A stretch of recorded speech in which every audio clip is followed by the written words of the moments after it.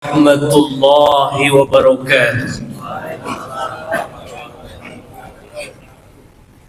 Alhamdulillahilladzi an'amana bi ni'matil iman wal islam wa ta'ana al-fursata li ijtima'i hadhihi as-sa'a sa'idatun mubarakah. Salatan wassalaman ala nabiyyina Muhammad sallallahu alaihi wasallam, ba'athahu Allahu rahmatan lil alamin wa uswatun lil mu'minin wa ala alihi wa ashabihi ajma'in. Bapak-bapak, saudara-saudaraku jamaah zuhur yang dimuliakan Allah, beberapa hari yang lalu saya pulang membawa jemaah umrah sebanyak 40 orang, Pak. Ketika berangkat terbang, saya perhatikan jemaah ketika di pesawat. Saya ingatkan, Pak, Bu, ayo kita sholat. Diam. Dan ketika selesai umrah pun, ketika menuju ke tanah air, saya pun menanyakan lagi setiap waktu sholat masuk, Pak, Ibu sudah sholat apa belum? Ntar Ustadz di rumah saja. Hadirin wal hadirat yang dimuliakan Allah, sekarang kita di bulan Syawal, Ramadan sudah lewat. Kita dididik menjadi seorang hamba yang beriman dan bertakwa. Tapi masih banyak di antara kita yang masa bodoh persoalan sholat ini, Pak. Dalam awal muqaddimah kita membaca, inna sholati wa nusuki wa mahyaya wa mamati lillahi rabbil alamin.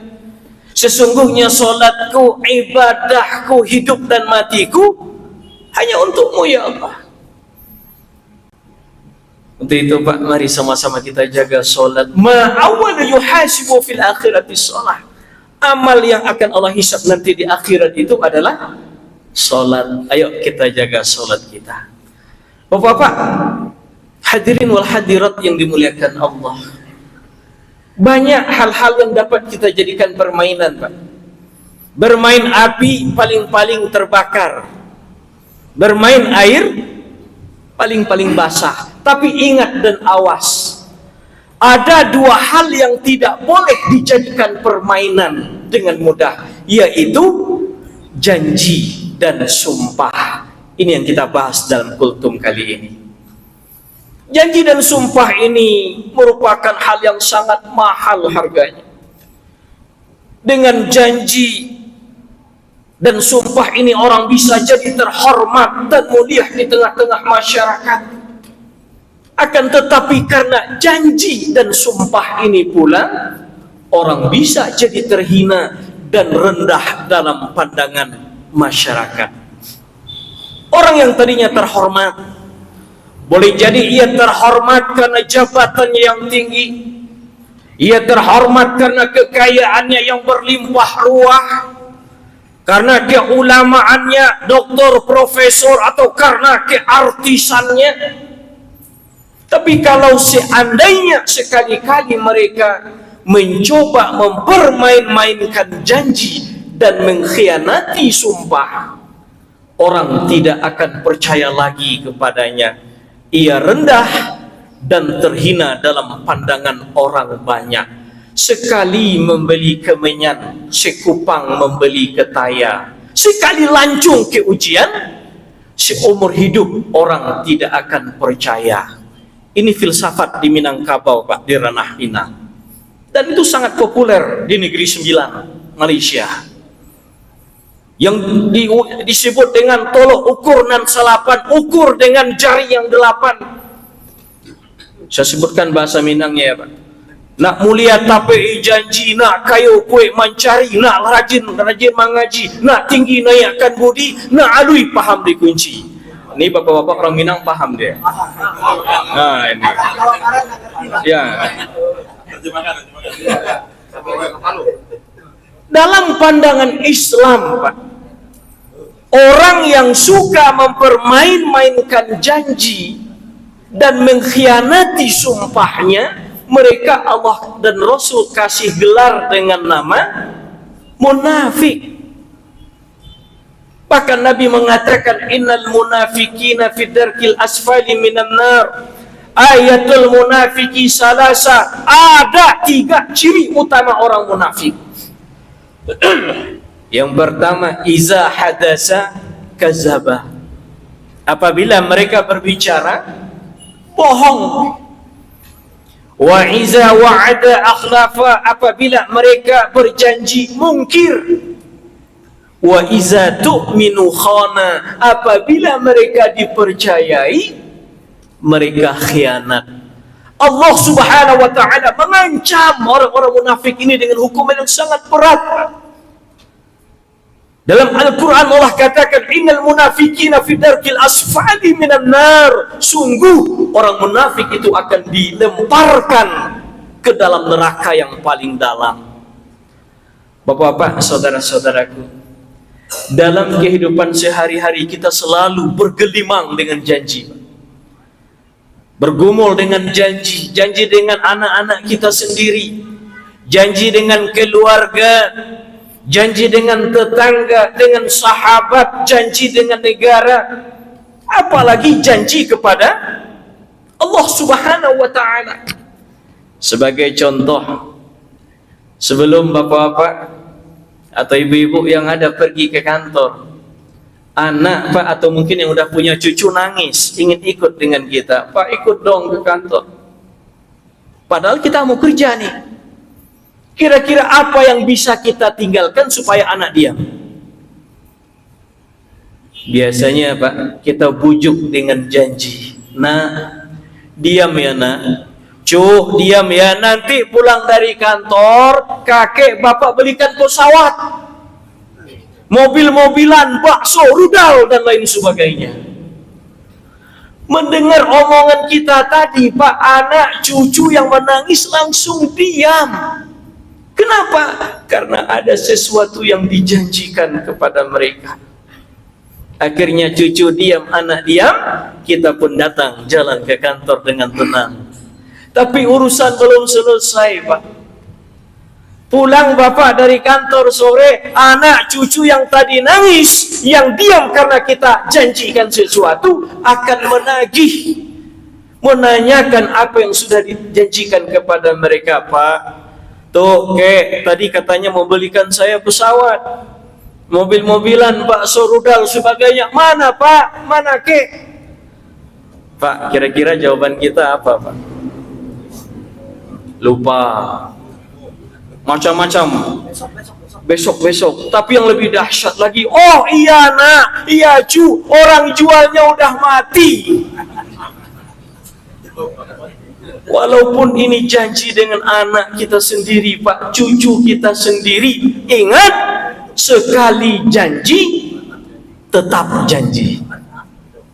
Bapak-bapak, hadirin wal hadirat yang dimuliakan Allah, di negara kita Indonesia, bapak-bapak ini sebagai seorang pejabat, seseorang sebelum menduduki jabatan penting sebagai pejabat negara yang akan melaksanakan roda pemerintahan, yang akan mengaturnya jalannya pembangunan, terlebih dahulu harus melalui suatu upacara yang disebut dengan upacara sumpah jabatan.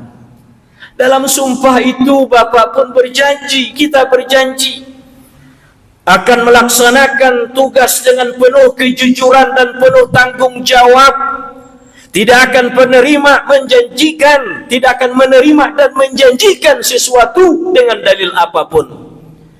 Di belakang kita berdiri seorang petugas pengadilan agama yang membaca Al-Quran, yang membacakan surat Al-Imran ayat 76-77. Bismillahirrahmanirrahim. Bala man awfa bi'ahdi wattaqa fa inna Allaha yuhibbul muttaqin. Memang sebenarnya orang-orang yang selalu menjaga dan memelihara janjinya itu dengan hati-hati, maka sesungguhnya Allah mencintai orang-orang yang bertakwa. Ayat ke-77 Pak, itu ancaman.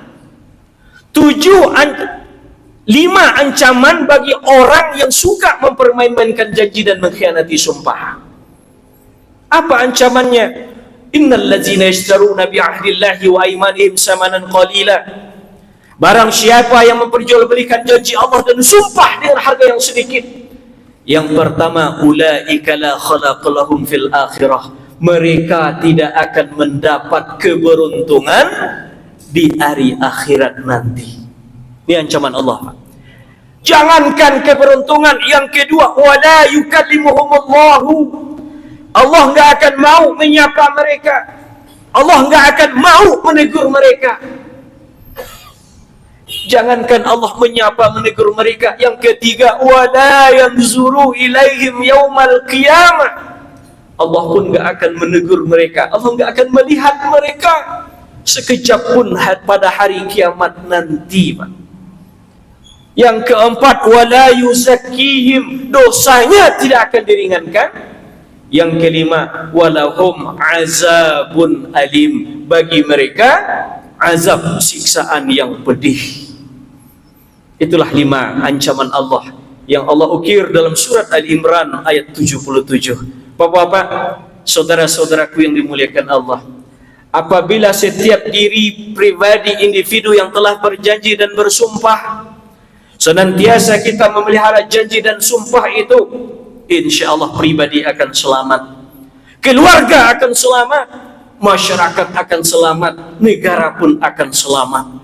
Harapan dan keinginan seluruh bangsa Indonesia untuk tinggal landas menuju masyarakat adil dan makmur, insya Allah tercapai. Tapi kalau janji dan sumpah sudah mulai kita permain-mainkan, pribadi akan hancur, negara akan hancur, masyarakat pun akan hancur. Harapan dan keinginan seluruh bangsa Indonesia untuk tinggal landas menuju masyarakat adil dan makmur akan terjadi sebaliknya. Bukan tinggal landas, akan tetapi tinggal landasan menuju kehancuran. Untuk itu ingat pesan Allah, ya ayyuhalladzina amanu aufu bil 'uqud. Hai orang-orang yang beriman, tepati janjimu. Di kampus pada mahasiswa saya sampaikan begitu, Pak. Kalian sebagai pewaris bangsa, maju mundurnya agama untuk masa yang akan datang, maju mundurnya negara untuk masa yang akan datang, ada di tanganmu, wahai mahasiswa. Jaga janjimu. Apa janji kita kepada Allah? Inna salati wa nusuki wa mahyaya wa mamati lillahi rabbil alamin. Kepada kawan-kawan, Pak, para ulama di Jakarta saya sampaikan, Pak, bersyukur antum tinggal di Jakarta, di Indonesia ini, ya akhi. Pak, saya 5 tahun dikirim Profesor bin Samsudin, mantan kedua pusat Muhammadiyah, untuk berdakwah di Singapura. 5 tahun saya menjadi rektor di College Islam Muhammadiyah Singapura. Berat dakwah di sana, Pak. Mau ceramah seperti ini nggak bisa. Harus buat dulu lapor ke ISD Internal Security Department. Saya punya lisensi untuk berceramah. Tapi apa yang mau diceramahkan? Pertama, jangan singgung agama lain. Yang kedua, jangan singgung pemerintah. Yang ketiga, jangan singgung bab khilafiyah. Berat untuk berdakwah di negeri yang minoritas. Maka saya sampaikan kepada para kawan-kawan ulama, bersyukur antum dakwah di sini. Masih bisa mengatakan kulil haq walau kana murran, sampaikan yang benar itu walau pahit sekalipun. Tapi tetap kita jaga akhlak kita. Bagaimana Rasul berdakwah, innama bu'istu liutammima makarimal akhlak. Sungguh aku diutus ke permukaan bumi ini untuk menyempurnakan akhlak manusia. Sekarang saya diamanahkan lagi, Pak, Ketua Umum Asosiasi Mubalik Internasional, Jakarta, Singapura, Malaysia, Thailand. Kita keliling dakwah. Tapi tetap yang kita kedepankan adalah rahmatan lil alamin. Bahwa umat muslim, kita umat Islam itu bersaudara, maka mari perbaiki persaudaraan di antara kita. Semoga, Pak, dengan kita tetap istiqomah menjaga janji dan sumpah yang sudah pernah kita ikrarkan, insya Allah semuanya akan selamat. Ketika kita pulang, ditanya sama istri, Pak, kok telat pulang dari Kebayoran Baru ke Ciputat kan dekat? Wah, hujan tadi, padahal nggak hujan. Hujan, Bu, hujan demi Allah. Ini kadang jual pula nama Allah untuk meyakinkan istri kita. Kita sering bersumpah dengan nama Allah, tapi kebohongan yang kita lakukan itu akan kita pertanggungjawabkan di mahkamah Allah Subhanahu wa taala. Jaga diri keluarga kita dari api neraka. Ku anfusakum wa ahlikum nara. Wa qad yurja li sayfi bur'u wala bur'u liman jarrahal lisan. Kalau pedang lukai tubuh masih ada harapan sembuh, tapi kalau lidah lukai hati, kemana obat akan dicari. Terima kasih atas segala perhatian, mohon maaf atas segala kekurangan. Nun wal qalami wa ma yasturun. Assalamualaikum warahmatullahi wabarakatuh.